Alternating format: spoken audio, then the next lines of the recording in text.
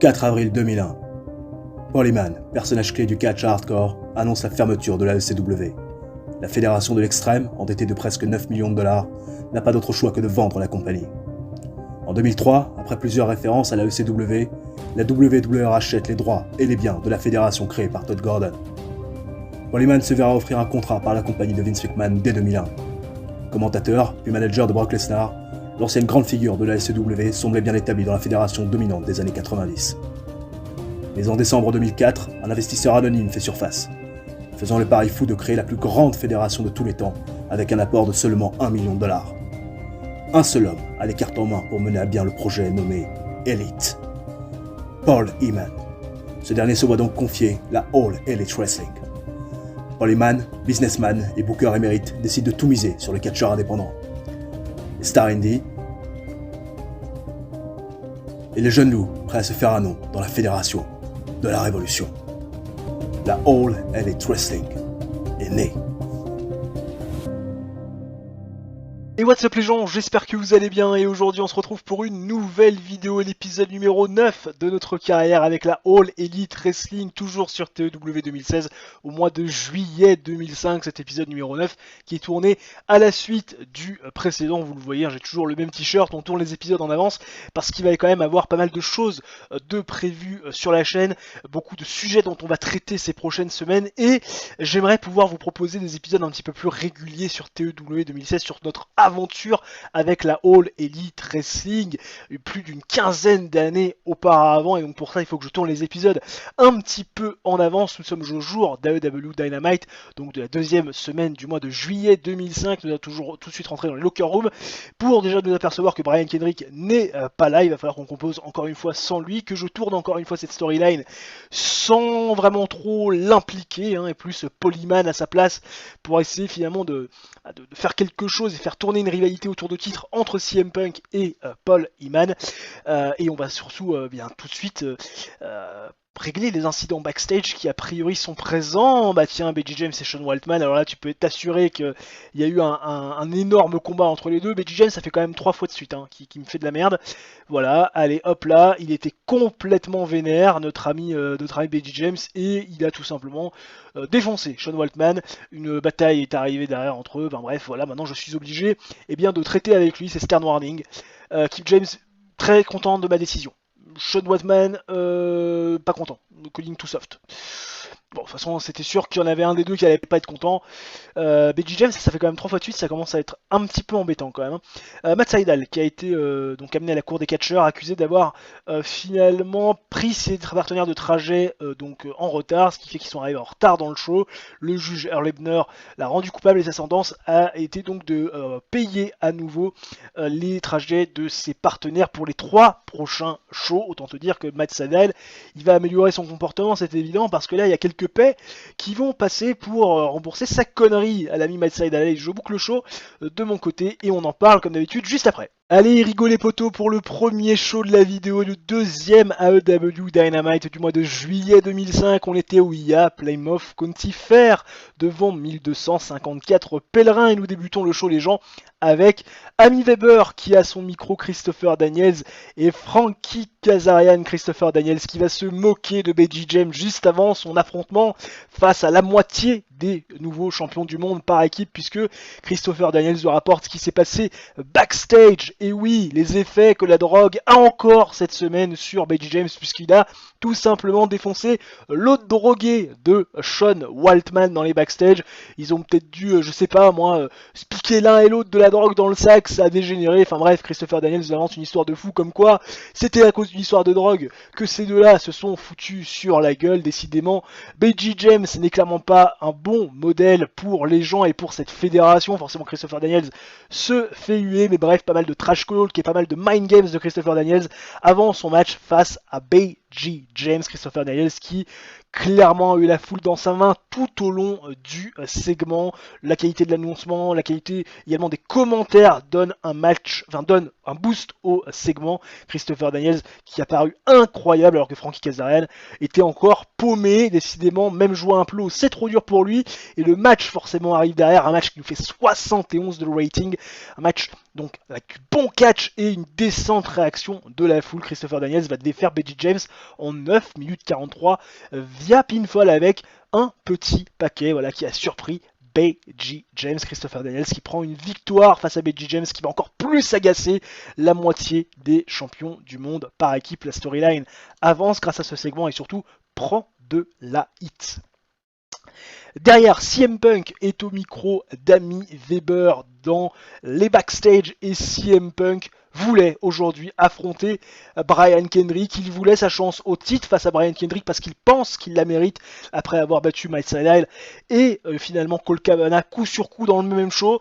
Malheureusement, il a vu Polyman juste avant le début du show et Polyman lui a confirmé ce qu'il savait plus ou moins déjà, à savoir que Brian Kendrick n'était à nouveau pas présent. Brian Kendrick recule devant des gros challenges. Comment peut-il être un champion de la télévision si on ne le voit jamais apparaître, et surtout si on ne le voit jamais apparaître face au gros de la fédération, puisque CM Punk se considère aujourd'hui, bien évidemment, même s'il n'a pas la gimmick de Best in the World, mais plus une gimmick de Street Edge, se considère comme l'une des grandes forces de cette fédération et invite Brian Kendrick a cessé pousser une paire de couilles pour venir l'affronter dans les prochaines semaines en remettant bien évidemment son titre en jeu.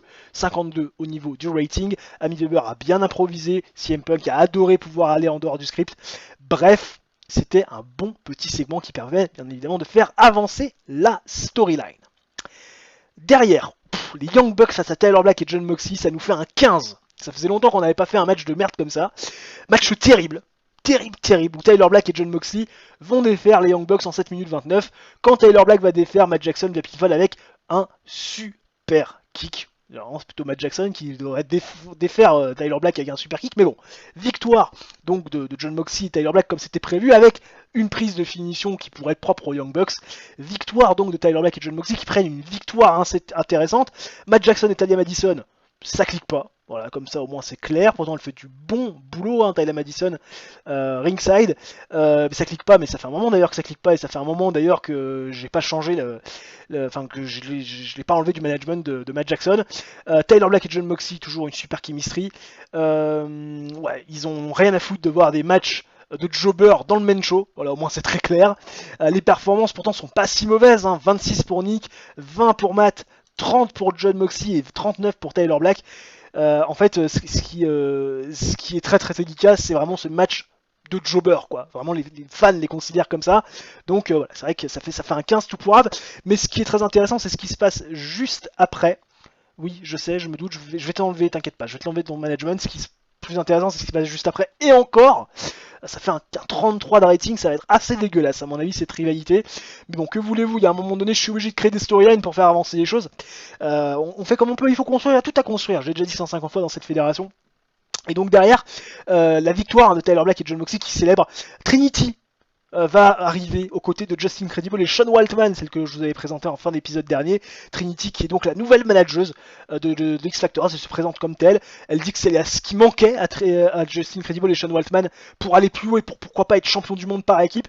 Mais avant de se tourner vers les championnats du monde par équipe, ils veulent, tu vois, gravir les marches les unes après les autres. Et ce qu'ils veulent aujourd'hui, c'est une compétition sur plusieurs matchs face à Tyler Black et Jon Moxley, parce que ils ont battu Travis Fimmel et bien évidemment Mike Mizanin, garçon qui avait déjà battu Justin Credible et Shane Waltman. Donc ils se disent, bah tiens, pourquoi pas vous battre, vous avez l'air plus fort, donc pourquoi pas essayer de faire des petits challenges avec vous sur plusieurs matchs, histoire de voir quelle est la meilleure équipe tag team. Et Tyler Black, bien évidemment, va accepter au nom de son équipe pour qu'il y ait tout simplement des matchs, plusieurs matchs entre ces deux équipes-là, pour tout simplement avoir une tag team competition, et pourquoi pas sortir vainqueur de cette tag team competition pour pourquoi pas aller un peu plus haut et aller chercher un match de championnat. Trinity qui commence sa gimmick de Equality Fighter, Below Average, Justin Credible qui s'améliore sur sa gimmick, et Tyler Black qui n'a pas du tout apprécié aller en dehors du script, logique, il n'est pas encore super à l'aise là-dessus. Derrière, Chris Hero, on repart, hein, on sort du rouge désormais. Chris Hero face à Matt Sydal, et dans un match avec une décente réaction de la foule et un match de catch un peu moyen, Chris Hero va bien évidemment défaire Matt Sydal en 8 minutes 25 via pinfall avec le Hero Sandwich. Les performances in ring sont très moyennes, hein, 42 pour Matt Sydal et 33 pour Chris Hero, mais c'était juste histoire de souffler avant bien évidemment le main event qui nous attend, ce match de championnat du monde entre Dustin Rhodes et AJ Styles. AJ Styles qui met à nouveau son titre en jeu pour le rematch de Dustin Rhodes, qui était, on le rappelle, le premier champion de l'histoire de la fédération. Et ça nous fait un incroyable 79, meilleure note pour un match, le meilleur match de l'histoire de la fédération. Match superbe, il est décrit comme ça, où AJ Styles va défaire Dustin Rhodes en 16 minutes 46 via pinfall avec le Styles Clash complètement clean. AJ Styles fait donc sa première défense du championnat du monde. 79 de rating, absolument incroyable. Dustin Rhodes a une performance de 70-71 pour AJ Styles et Will Be the True AEW World Champion gagne de la hit grâce à ce segment. S'ensuit bien évidemment la célébration d'AJ Styles. 67 de rating global sur ce show, c'est plutôt pas mal du tout. Et là nous avons le profil de Kinta Tomohaka, arbitre japonaise. Voilà, bon, pourquoi pas. C'est vrai que Earl Hebner est seul arbitre au sein de la fédération. Peut-être qu'il serait temps aussi de lui trouver un deuxième arbitre. Histoire qu'il n'ait pas non plus, tu vois, à faire tous les matchs. Parce qu'il est un peu vieux le Earl quand même. Bon, time to heal pour AJ Styles. Tu m'étonnes, en même temps, le mec bosse partout. C'est comme Kendrick. C'est un baroudeur. Le mec est partout et nulle part à la fois. Toujours moins de 0.01 de TV rating. AJ Styles qui nous dit que Jon Moxley a du charisme. Ce garçon peut faire de belles choses. Merci AJ Styles pour une fois que c'est positif. Les commentaires, j'avoue que ça me fait quand même plaisir. Bon, au niveau du show history, on fait 7360 personnes quand même. Ouais, qui regardent le show, c'est pas mal. 1254 personnes qui étaient présentes cette semaine, un petit peu moins que la semaine dernière, mais c'est pas grave, on continue à surfer sur la passage en size régional qui nous fait beaucoup de moins, qui accrue bien évidemment, qui accroît, que dis-je, notre popularité. Première nouvelle de la semaine, les gens, et mauvaise nouvelle, puisque la Ring of Honor nous voit désormais de manière hostile. Voilà, nous montons, nous gravissons les échelons un peu trop rapidement à leur goût, et la ROH pourrait faire partie des fédérations qui vont certainement nous mettre des bâtons dans les roues, en je ne sais pas, en essayant de nous prendre certains catcheurs, en les faisant signer bien évidemment en apparence exclusive, parce qu'ils sont pas encore en size occulte. Bref, on est en train d'embêter un petit peu du monde, c'est bien, et à la fois pas forcément trop, puisqu'on sait qu'il y a toujours des risques de voir certains catcheurs partir vers d'autres fédérations parce que il y aura des contrats un petit peu plus juteux. Et dites-moi, les nouvelles s'enchaînent en ce début de semaine. La WWE et Batista qui voit finalement son contrat se terminer avec la fédération de Vince McMahon. Bon, bien évidemment, la WWE a tout de suite fait une offre d'extension de contrat à Batista qu'on suivait bien évidemment un peu de manière innocente. On sait très bien que Batista, tant qu'on sera pas en size occulte, viendra pas nous contacter ou ne sera pas d'accord, bien évidemment, pour rejoindre la fédération si on fait négociate, bien évidemment, et il nous rejette, t'es trop petit pour moi, quittez toi, la All Elite Wrestling, n'importe quoi. Enfin bref, voilà, donc Batista, on va suivre un petit peu l'affaire, voir un petit peu ce que la WWE va lui proposer en termes de durée de contrat, pour savoir si on pourrait éventuellement le récupérer après coup, à moins qu'il lui propose 10 ans de contrat, parce qu'on fera peut-être pas 10 ans de booking sur cette carrière, mais voilà, la WWE qui ne laisse pas partir Batista, ça aurait été trop beau s'il nous avait privilégié. Tiens, la TNA qui se propose et qui se positionne sur Dave Batista. Donc, il y aura une petite guerre entre la TNA et la WWE, guerre qu'on attendait tous au début des années 2000. Cette guerre entre la TNA et la WWE qui n'a pas vraiment eu lieu, mais c'est vrai que la TNA là dans le jeu semble être quand même pas trop mal quand vous voyez un petit peu ce qu'ils sont capables de faire. Les garçons sont 3e, ils sont en size occulte. Ils ont beaucoup de popularité, ils ont un roster intéressant, bien sûr AJ Styles en fait par apparence, ils ont du Jeff Hardy, ils ont du R-Truth, du BG James, ils ont du Sandman, bon, Spanky, Brian Kendrick, bon bref, ils ont quand même pas mal de roster, un roster à mon avis assez intéressant, et donc je pense qu'ils ont proposé une offre signée bien évidemment à Batista, on verra bien ce que ça donnera, même si je pense que la WWE est légèrement favorite, mais c'est sympa de voir qu'il y en a quelques-uns qui se positionnent pour essayer de faire cracher un peu plus de pognon à la WWE, c'est assez sympa. Pas trop d'informations croustillantes les gens sur la fin de semaine, donc du coup on se retrouve directement dans les backstage donc du show, et vous voyez les locker rooms incidentes ainsi que la non-présence de Brian Kendrick qui est stipulée ici juste avant de rentrer dans les backstage et de régler les incidents. Sachez que j'ai dû reconduire mes abonnements avec les broadcasters, mes contrats avec les broadcasters avec lesquels j'étais déjà en contrat auparavant, puisque j'ai pas eu de proposition avec les autres broadcasters. Pourtant il y a beaucoup de broadcasters désormais, notamment aux États-Unis, qui pourraient finalement nous diffuser, qui seraient intéressés pour la négociation, qui pourraient en plus nous couvrir de manière un peu plus large dans le pays, même à l'international. Malheureusement, ils ont trop de catch proposés dans leur line-up et donc ils ne veulent pas plus de catch, mais on pourrait justement être intéressé et être intéressant pour eux plus tard. Malheureusement, c'est vrai qu'on a un peu besoin d'eux maintenant pour essayer de s'émanciper et surtout pour essayer de passer en size culte très rapidement. Malheureusement, et bien pour l'instant, il y a trop de fédérations qui sont diffusées dans leur line-up, trop de catch, et pour l'instant ils préfèrent attendre. Bon, on va essayer de voir un petit peu ce qui se passe dans ces locker rooms. On a plus que 79% dans les backstage, c'est normal. Becky James, non mais là moi j'arrête. Hein. Je te jure, je vais finir par lui défoncer la gueule à Becky James. Le mec il arrive encore une fois tard. Stop overraced. Ouais, rien ne résulte de ça, mais franchement, j'ai envie de le virer, Becky James, hein, je vous jure. Hein. Il serait pas champion, je le virerais, le gars. Trinity, qui a créé une atmosphère assez fun dans les backstage en achetant de la boisson pour tout le monde. Ouais, Terry Funk aurait pu être content. Ouais, si on l'avait au sein de la fédération. Alors Lebner aussi, il aime bien des fois boire des coups, donc peut-être qu'il est content avec ça. Au moins quelqu'un qui fait des choses à peu près bien, et puis il faudra peut-être aussi que je fasse des medals. Je pense qu'on va faire un medal sur le prochain show, histoire quand même d'essayer de créer des affinités, parce que pour l'instant, c'est un peu le bordel. On va essayer de remonter ce backstage rating de 80, parce que c'est vrai que j'aimerais bien qu'il soit au minimum à 90, parce que j'avoue que c'est quand même un peu faible. Nous voilà partis les gens pour le deuxième show de la vidéo. On était au YA Plymouth County Fair, comme depuis déjà un petit moment de manière régulière. On était devant 1207 pèlerins, un petit peu moins que la semaine dernière et encore celle d'avant, mais c'est pas grave, on continue à faire plus de 1000 personnes.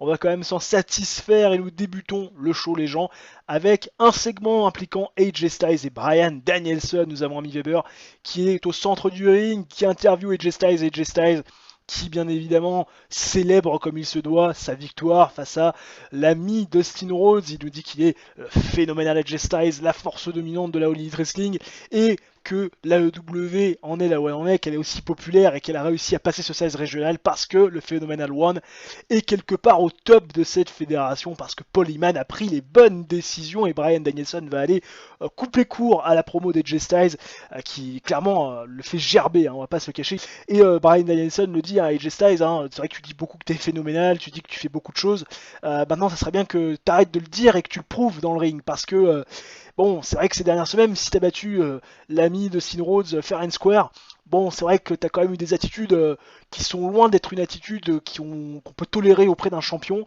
Moi, je suis Bryan Danielson, je suis un petit gars qui se bat, un petit gars qui a un bon petit record, qui a battu Samoa Joe, qui a battu Sean Waltman, qui a battu Justin Credible, bref, j'ai battu du beau monde, et aujourd'hui, j'aimerais bien battre le champion. Et je veux une opportunité au titre. Je veux une opportunité au titre parce que je pense que je la mérite, parce que ces gens pensent que je la mérite, et parce que ces gens font fonctionner la fédération. Hein, sans le public, on n'est rien dans le catcheur. Hein, donnons un petit peu au public ce qu'ils veulent voir, et puis surtout, ça permettra aussi à Bryan Danielson, il le dit, de venger son mentor, l'ami Dustin Rhodes. AJ Styles accepte bien évidemment le challenge, mais il lui dit, mon petit pote, avant ça, il va falloir que tu me prouves quand même que tu es capable de pouvoir être dans le ring face au champion, que tu pour être capable, que tu prouves quelque part que tu peux exister face au champion. Bah, tu vas avoir un match contre Chris Harris là, juste après. Et si tu gagnes le match, je te donne une opportunité au titre. Ami Weber, qui fait apparemment une bonne performance. Pareil pour AJ Styles. Bon, par contre, Bryan Danielson pas vraiment à l'aise sur les promos.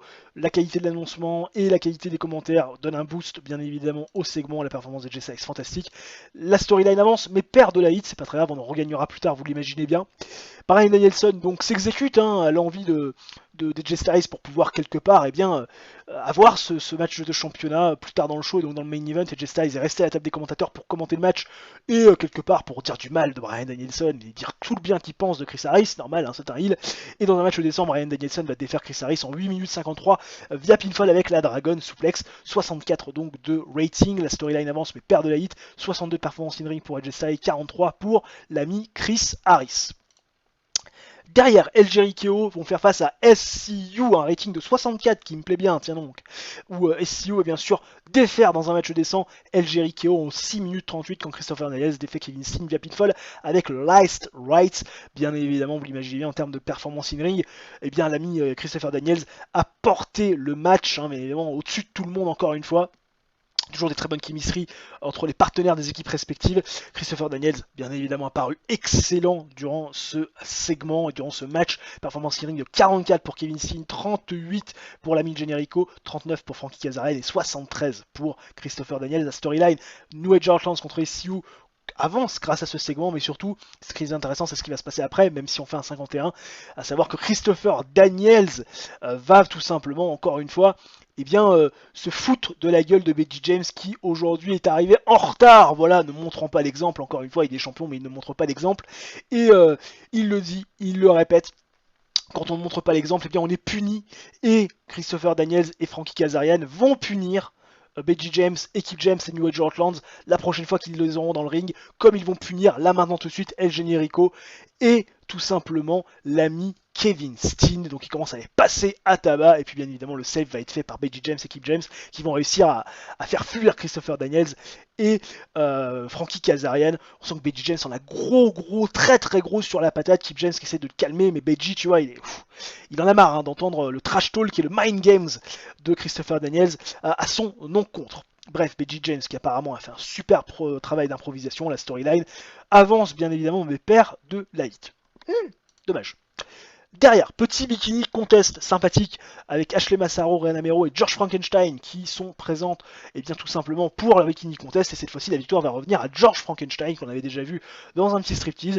Elle nous fait exactement la même chose, George Frankenstein qui va gagner ce bikini contest face à Ashley Massaro et surtout Rhea Namero qui était invaincu dans ce genre de compétition. 68 de rating, ça fait le tap. Ashley Massaro qui a débuté sa gimmick de tomboy et c'est average. C'est bien. Qualité de l'annoncement qui donne un boost au segment et pareil pour le commentaire puisqu'on rappelle un Clint Gilberti et Paul Heyman étaient présents pour commenter ce bikini contest. Derrière, Justin Credible va faire face à Tyler Black dans le premier match qui les oppose dans cette tag team competition.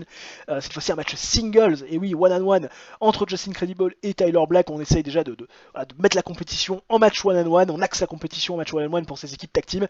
Justin Credible qui va, dans un match pauvre, défaire Tyler Black en 9 minutes 35 via pinfall avec un super kick après l'intervention de Trinity qui passait par là. Je sais pas, elle a vu certainement la godasse, le lacet de la godasse de Tyler Black défait, elle a voulu lui refaire le lacet.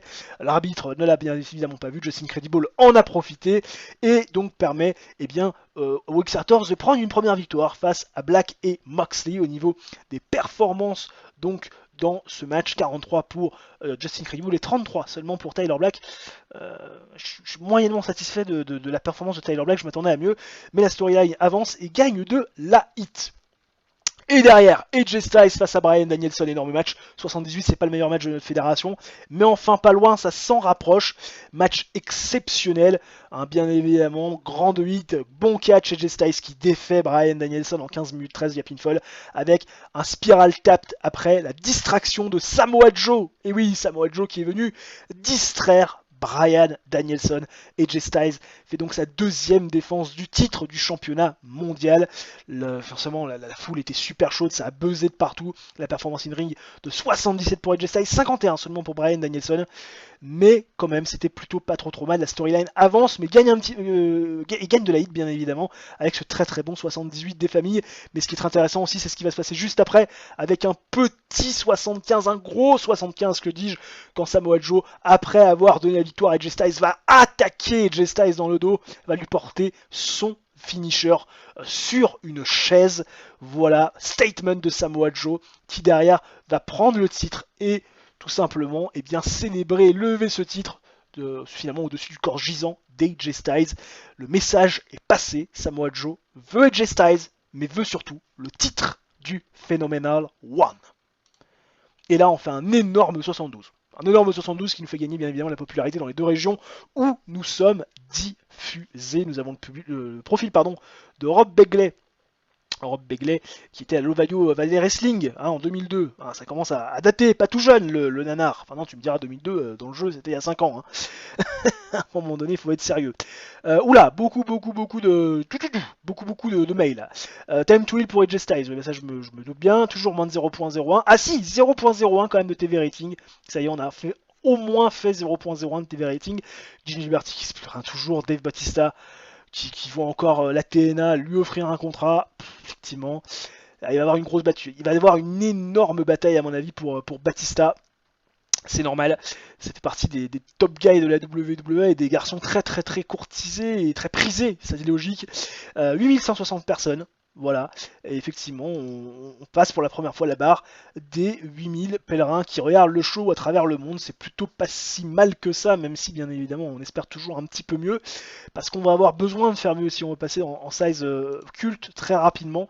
Pour l'instant vous le voyez, on galère pour l'instant, on est toujours à 30, mais voilà, il va falloir du temps à mon avis avant de passer en size culte, mais c'est voilà, tout l'intérêt de ce jeu qui se fait sur le long terme, on le sait très bien. Vous en voulez une bonne, les gens? Parce que là j'ai du lourd, j'ai du très très très très lourd. Dave Batista signe avec la TNA. Dave Batista a décidé de rejoindre la TNA. Le truc de Gogol, le truc de ouf ouf gueudin, quoi, le truc que tu aurais jamais cru possible IRL. C'est beau TEW, c'est beau. Comme quoi l'impossible peut se produire, c'est magnifique. Ça donne des idées. Pas de nouvelles très croustillantes les gens sur ces dernières semaines écoulées, donc on se retrouve directement dans les backstage pour faire un medal parce qu'il n'y avait pas d'incident. Donc on va essayer de créer un medal entre AJ Styles et CM Punk qui avait mis la bonne ambiance il y a quelques semaines dans les backstage. On va voir si ça peut prendre. Non, pas d'effet particulier, malheureusement, entre AJ Styles et CM Punk. Au moins on aura tenté. Écoutez, je boucle le show de mon côté et puis comme d'habitude on en parle juste après. Allez, nous voilà partis les petits potes pour le dernier show de la vidéo ainsi que le dernier show du mois de juillet 2005. Et oui, nous étions toujours au IA Plymouth County Fair devant 1237 pèlerins et nous débutons le dernier show de la vidéo et le dernier AEW Dynamite du mois de juillet 2005 par un segment micro à micro où Samoa Joe va être le premier à arriver sur le ring, micro à la main, et va nous expliquer pourquoi la semaine dernière il est intervenu et pourquoi il a fait ce qu'il a fait. Alors il n'avait rien contre Bryan Danielson, il le dit, il le répète, il n'a absolument rien contre lui, même si il ne comprend pas ce que le public lui trouve, même si il sait pertinemment que Bryan Danielson n'est pas à son niveau, n'est pas de son niveau, et n'est pas un garçon qui mérite un match de championnat, mais il a rien contre lui, le fait qu'il l'ait attaqué, il aura attaqué n'importe quelle personne à sa place, parce que ce qu'il veut, bien évidemment, c'est son match de championnat, mais surtout il veut river les épaules d'AJ Styles, l'homme qui a battu Dustin Rhodes, et pas lui lors du match de championnat, lors du précédent pay-per-view. Samoa Joe veut AJ Styles et veut épingler AJ Styles au centre du ring, et être le premier mec à le faire, puisque AJ Styles n'a jamais été pin or submit au milieu du ring. Bryan Danielson arrive forcément furax d'entendre les propos de Samoa Joe. Bryan Danielson, il a eu son opportunité gâchée à cause de Samoa Joe, il le dit. Aujourd'hui, il veut one-on-one dans le main event et surtout, il veut un nouveau match de championnat. Forcément, il y a une confrontation, beaucoup de tension entre Samoa Joe et Bryan Danielson. Paul Heyman arrive, essaie de calmer les esprits en disant: les gars, c'est très simple, ce qui va se passer, c'est qu'il y aura ce match dans le main event Samoa Joe, Bryan Danielson. Si Danielson remporte le match face à Samoa Joe, ce sera un triple threat à Bash at the Beach. C'est-à-dire le prochain pay-per-view, enfin le prochain pay-per-view, d'ailleurs je sais pas si ça sera au prochain pay-per-view, peut-être qu'on le fera un petit peu avant, j'en sais rien, mais en tout cas, le prochain match de championnat, ça sera un triple threat. 74 de rating donc pour ce segment. Samoa Joe qui improvise super bien, Bryan Danielson qui a bien improvisé également, par contre un peu sous-performé par rapport à Samoa Joe et Paul Heyman, c'est normal. La storyline avance grâce à ce segment, mais ne gagne pas de hit puisqu'on fait un 74 alors que la rivalité et la hit de la storyline est montée très très haut, vous le savez. Sean Waltman face à Jon Moxley, bah disons que ça ferait presque un 50, 49 de rating, un match décent où Sean Waltman va défaire Jon Moxley en 7 minutes 23 via pinfall avec le X Factors, après l'intervention de Trinity qui intervient à nouveau dans le match, qui refait les lacets cette fois-ci de Jon Moxley et pas de Tyler Black. Sean Waltman qui prend une victoire, et ça fait donc désormais 2-0 pour les Heels dans cette confrontation face à Moxley et Black. Les performances in-ring sont de 55 pour Sean Waltman et de 29 pour Jon Moxley. La storyline avance et gagne de la hit grâce à ce segment. Derrière, confrontation énormissime. Last confrontation between New Age Outlaws and SCU, so-called Uncensored. Oui, ils sont au centre du ring avec Amy Weber qui est en modérateur. et Christopher Daniels et Frankie Kazarian qui continuent à faire du mind games avec Beji James et Kip James. Mais Beji James, il en a plein le cul de ça. Il dit les gars, ça suffit. Cette fois-ci, c'est la dernière fois que je vous vois, c'est la dernière fois que je vous vois prendre un micro et que je vous entends m'insulter ou essayer de faire du mind games avec nous.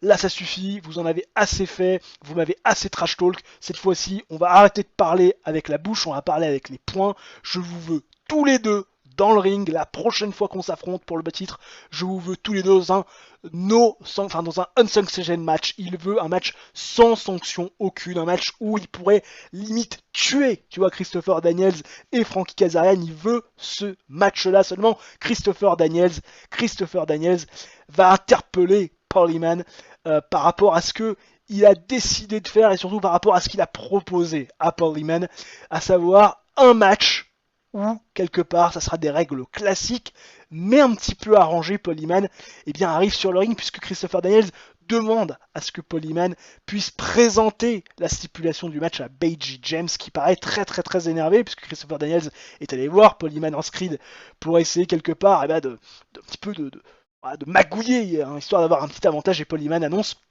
à BJ et à Kip James, donc à New Age Outlands, que lors du prochain match de championnat qui interviendra la semaine prochaine, il y aura une règle très simple, ça sera match simple, mais s'il y a une disqualification, les titres changeront de main.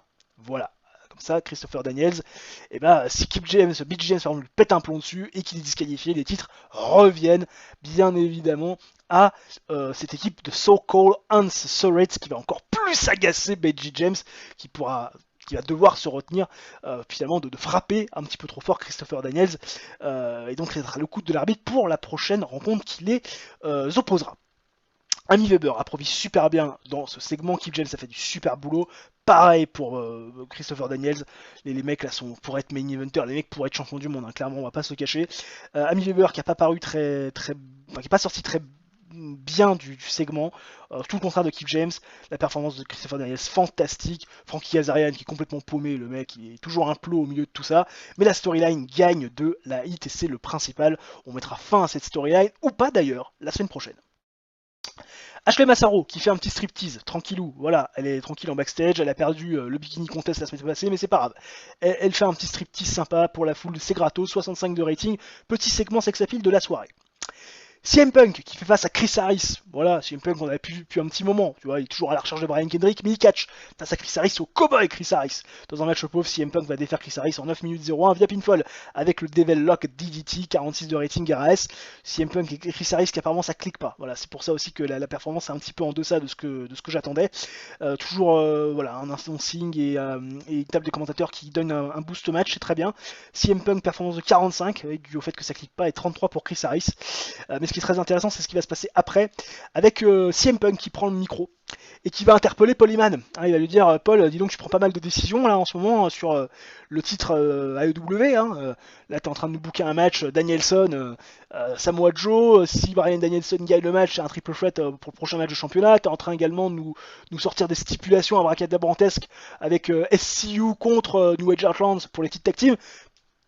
À quand une décision pour le titre TNT? J'attends toujours Brian Kendrick. Brian Kendrick, bingo, il n'est pas là. Quand est-ce que j'ai mon match de championnat? Et Paul Heyman, tu vois, il est bien embêté, il essaie de répondre à CM Punk, mais il dit, cherche pas à essayer de t'expliquer, tu n'as pas la réponse. Ce mec-là privilégie la 01, privilégie d'autres fédérations plutôt que la All Elite Wrestling.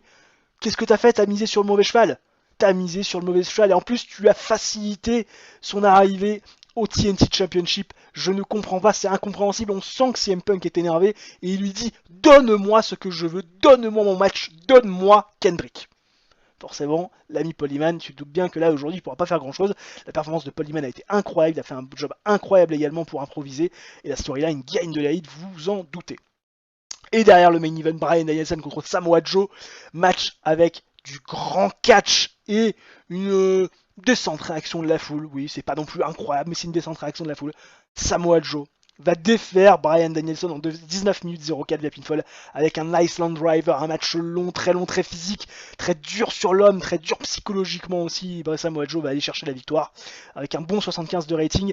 Samoa Joe et Brian Danielson qui ont toujours une super chemistry. Brian Danielson fait une performance de 62 quand Samoa Joe fait une performance de 71 et la storyline avance grâce à ce segment et ce qui suit derrière.